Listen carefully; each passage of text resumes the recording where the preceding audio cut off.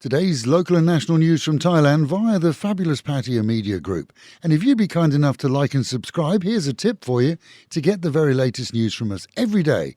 When you subscribe, click on the button that says All, and then every day you'll get an update straight from us.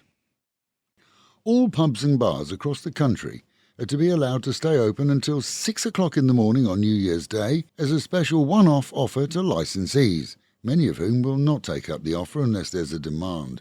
With Interior Minister Anutin having signed off on the new extension to 4 o'clock in the morning for businesses in registered entertainment areas in our own city, along with Bangkok and 3 other tourist areas, it's expected that a full notice of all will be published in the Royal Gazette within days.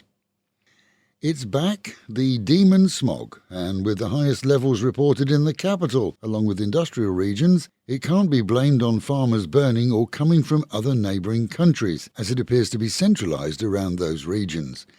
In our own area, this morning we recorded upwards of 148, and others near to Pattaya close to 160, which is of course close to dangerous levels.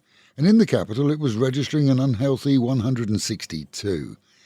Chachoengsao and Rayong were amongst other high-registering regions, and Rayong has reported high levels of smog for days, all at the 160 level. With 50 set as safe and acceptable, visibility is poor, as the clouds hover at an almost ground level. Thais are taking note of advisories, and we should too, and that is to wear face masks to prevent inhalation. And early morning exercise is not recommended. Good news for travellers, as from this coming Friday those horrible queues to leave Thailand at the passport controls in Bangkok's main airport will shorten considerably, as promised, automatic passport control check lines will be open to us too. No good, of course, if you're on an overstay, but otherwise the waiting time is expected to be reduced considerably, even during busy periods. In use for Thai nationals for 11 years, tourists have until now queued patiently to have passports checked manually. From Friday, though, in the event that a passport doesn't meet the scan criteria, the holder will be duly removed from the line and taken to a manual check desk. Reality? It's going to make travel an awful lot more enjoyable. The Ministry of Labour has noted the Prime Minister's displeasure at the proposed minimum pay hike and may well have to go back to the drawing board to set higher rates. But according to Thai media, the Wages Board, made up of civil servants, employees and employers, have the right to make the final decision.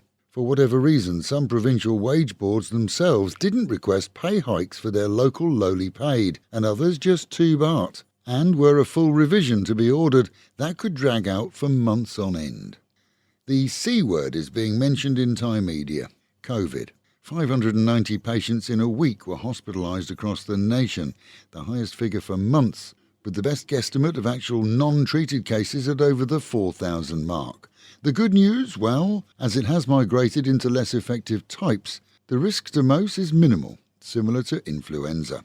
In the capital, a suburban chemical factory burst into flames yesterday morning at an industrial estate, reported by media to carry high stocks of ammonia products. A series of explosions were reported as fire brigades rushed to the scene. As of last night, no injuries were reported, despite a pungent odour in the area.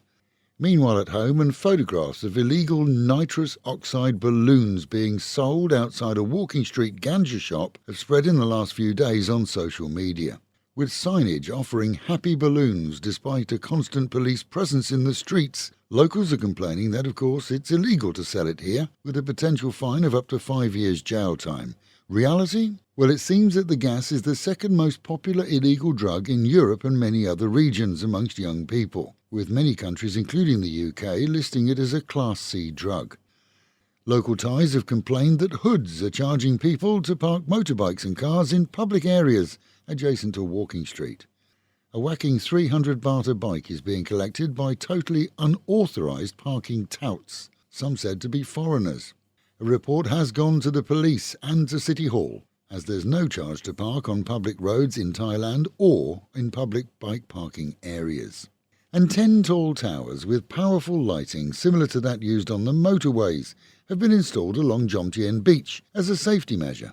The 20-metre-high pillars promise to keep light levels along the beach high enough to allow enjoyment whilst preventing minor crime. Good news then for the many who enjoy the beaches at dusk and after dark, as is tradition here in Thailand.